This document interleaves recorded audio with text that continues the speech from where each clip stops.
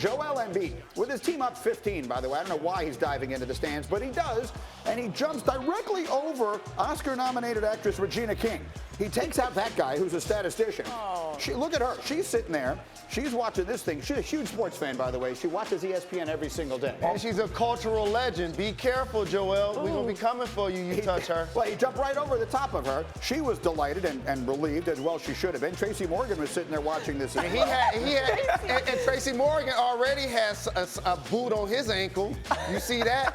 Here was Joel after the game. Did you know who that was that you jumped over, the actress? I didn't know. I just got told that. Well, it's good that I saved her life, I guess. He sort of did. She's okay. She is again nominated this year for If Beale Street Could Talk. Here's more from Embiid after the game. No, you are super athletic, Joel, but man, you got some agility when you went flying over the scorer's table, hitting our statistician. It's all right. It's okay. I'm all right.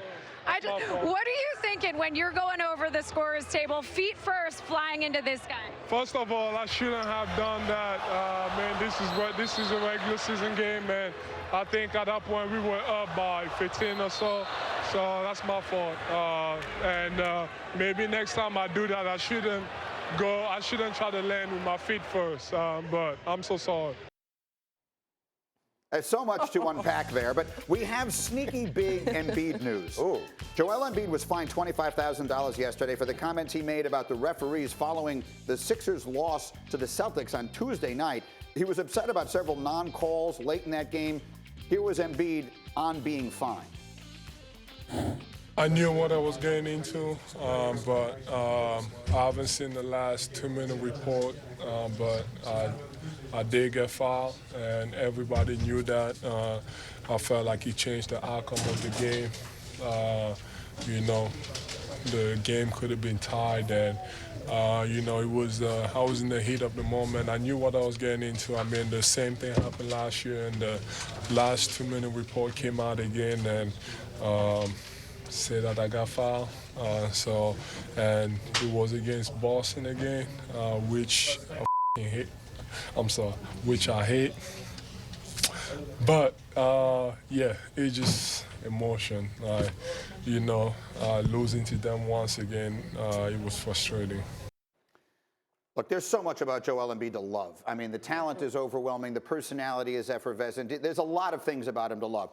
But when he said what he said the other night, and for those of you who didn't see it, he used 2 words we can't use on television to describe the officials.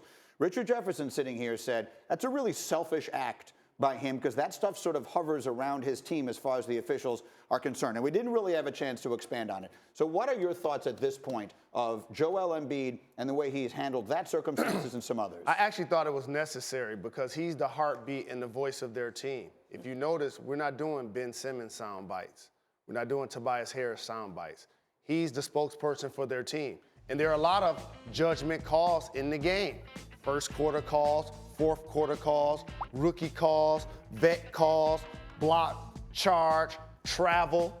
And how about this? Calls when you're playing against the Knicks and you get 24 free throws attempt in the first half and they've lost 18 in a row versus the Celtics who've owned you the last couple of years, and Al Horford, who's a seasoned veteran. I get that he was yes, right. Yes, he should yes, say it. Yes. And do the refs then remember that and look differently at him the next time? Yes. Yeah. Absolutely. But that's still okay. Like here's, and correct me if I'm wrong, Jay, here's one of the things that people misunderstand when they watch sports. They always say, why does a player complain about a call? It's not going to change. You're doing it for the next one.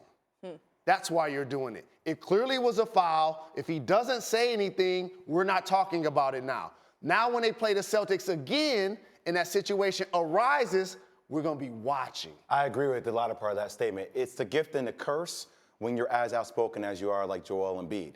And in that situation, he sets the tone for what he wants the next game to do. You just also have to be prepared that when it doesn't go in your favor, you have to be able to handle the consequences of your actions because of something that you said. So it can give ammunition to referees or other players to attack you more as well.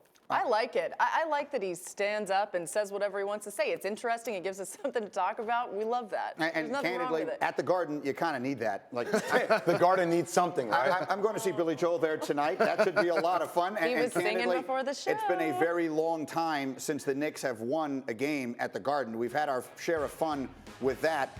How long can this losing streak go? According to our Basketball Power Index, the Knicks are going to be underdogs in all but 2 of the 25 games that remain on their schedule. Bear in mind, the team that has 10 wins. The first one will be February 28th against the Cavs, and then April 1st against the Bulls. The Knicks and the tank is most certainly